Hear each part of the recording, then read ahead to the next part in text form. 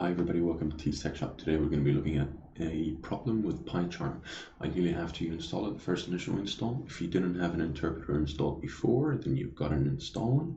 As you can see here, that the interpreter field is empty. We're trying to start a project with PyCharm, but the interpreter is empty and non-existent. So we go to Python, we go to any search engine and we type in Python downloads, or you can go to the address here on the top, should be fine.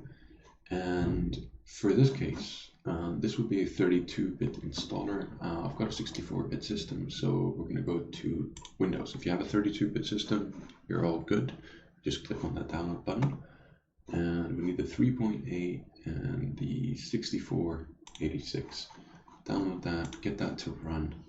As you can see, it's AMD64. Almost done. Oops, back. I'm gonna go install now. Yeah, that's fine. Documentation is always good. And install. Yep.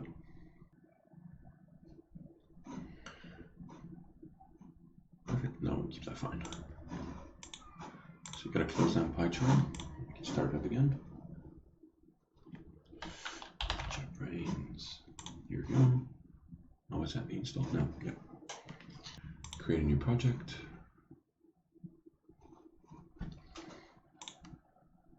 There you go, base interpreter, done. Create a temp. There we go. Anyways, thanks for tuning in. Please like, subscribe, anything that you like. Comment as well if you like any help with anything.